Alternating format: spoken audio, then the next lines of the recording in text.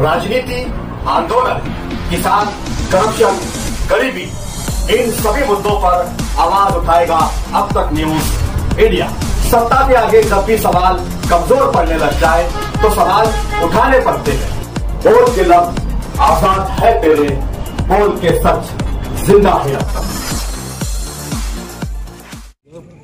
जरांगे पाटिल ने क्लियर कहा, दो ऑप्शन है, फांसी या इनकाउंटर। आप क्या करेंगे? थामा एक मिनट। नहीं, आप मुझसे, मैं मंत्री हूँ, सरकार का एक प्रतिनिधि हूँ, इसलिए मुझे आप इसलिए आप इनकाउंटर करोगे क्या? मैं इसका जवाब नहीं दे सकता हूँ। लेकिन कायदे के तहत, कायदे के अंतर्गत जो भी है, मतलब लोगों की मांग है कि जल्द से जल्द उसको फांसी होना चाहिए, बिल्कुल होना चाहिए। हमारी भी यही सोच है, हमारी भी यही राय है। 6 महीने के अंदर केस चलाकर फास्ट ट्रैक में डालकर इनको न्याय मिलना ही चाहिए, क्योंकि जो घटना हुई है बहुत दुखद है। जिस तरह से, इतने बुरी तरह से उस बच्चे के ऊपर उन्होंने अत्याचार भी किया, उसका खून भी कर दिया, उसकी उंगलियां काट दी। मुझे लगता है बहुत, मैं इसका शब्दों में मैं बयान नहीं कर सकता, ऐसी दुर्घटना है, घटना है। तो फास्ट ट्रैक में डालकर 6 महीने के अंदर माननीय हमारे उज्ज्वल निकम जी जो है, जो MP भी है और एक अच्छा निष्ठात वकील है, सभी के मतलब ये ऐसी घटना होती तो सभी लोग उनकी मांग करते हैं। तो उनसे भी मैंने भी बात कर ली है, उन्होंने भी मान्यता दे दी है। कल परसों उनको ऐसा लेटर भी सरकार की तरफ से जाएगा। उसमें यहाँ पर दूर दूर तक 30-30 किलोमीटर तक कोई पुलिस नहीं है, मतलब पुलिस चौकी नहीं है। तो यहाँ पर एक पुलिस चौकी होना चाहिए हमेशा के लिए, रेगुलर। उस बारे में भी मैंने DIG से बात की है। उन्होंने भी कहा है कि 2-3 दिन के अंदर मैं यहाँ पर लोगों की पोस्टिंग कर देता हूँ, 5 लोगों की ऑफिसर रहेगा, 4 कांस्टेबल रहेंगे। तो उन्होंने भी इस बात को मान्यता दे दी है। तीनों चारों जो मांगे थी इनकी, तो हमने ये मान्य कर ली है। लेकिन ये बात सही है, कायदे का भी मतलब थोड़ा धाक लोगों में होना चाहिए, पैदा होना चाहिए।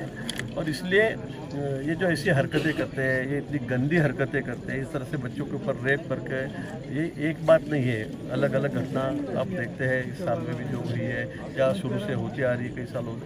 तो इस पर इलाज एक ही है कि जो सामने वाला है उसके ऊपर एक दहशत होनी चाहिए कि भाई कायदे का भी उसमें डर होना चाहिए।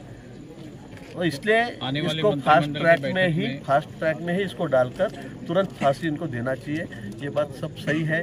जरूर इस बारे में आने वाले मंत्रिमंडल में, कैबिनेट में हम सब चर्चा करेंगे। माननीय मुख्यमंत्री से तो मैं भी गाड़ी में बैठने के बाद ही चर्चा करता हूँ।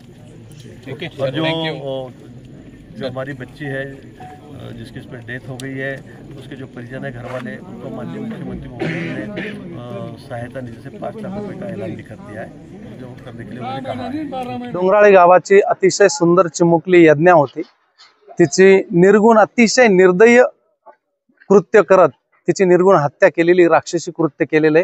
त्यामुळे पंचकृषीमध्ये, मालेगावमध्ये सगळीकडे आक्रोश आहे। आज त्याला आरोपीला कोर्टात आणणार होते म्हणून 5-6 हजार लोक, महिला भगिनी त्या ठिकाणी जमलेल्या होत्या।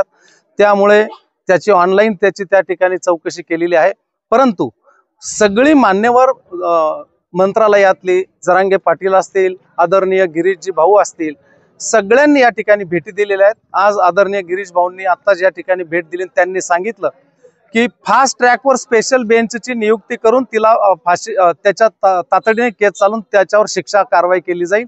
फाशीची शिक्षा त्याला होणारच, अशाच प्रकारच्या सगळ्या साक्ष्या आहेत।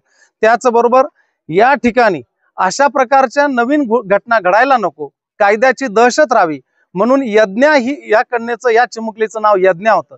यज्ञा नावाने एखादं या कॅबिनेटमध्ये नवीन असे काही नियम तयार करून, कायद्याची निर्मिती करून तिला फास्ट ट्रॅक, आणि फास्ट ट्रॅक मध्ये सुद्धा 4-4, 6-6 महिने जातात म्हणून स्पेशल बेंच द्यायचा। अशा प्रकारच्या रेप केसमध्ये आणि 16 वर्षाच्या आतील मुलींवर अशा घटना होतील, तर याच्यासाठी स्पेशल बेंच आणि लिमिटेड टाइम, अशा प्रकारचं गिरीश भाऊंनी सुद्धा या ठिकाणी चर्चा केलेली आहे। आणि मुख्यमंत्री साहेबांची आणि येणाऱ्या कॅबिनेटमध्ये तो विषय ठेवणार आहे। दुसरी गोष्ट, या ठिकाणी डोंगराळ हे सेंट्रल प्लेस आहे। 30 किलोमीटर पर्यंत धुळा आहे, 30 किलोमीटर तर मालेगाव आहे, 30 किलोमीटरवर वंडेर काकुर्डी, म्हणून या ठिकाणी हा हायवे, इकडून गायींची तस्करी वगैरे या सगळ्या गोष्टी होत असतात।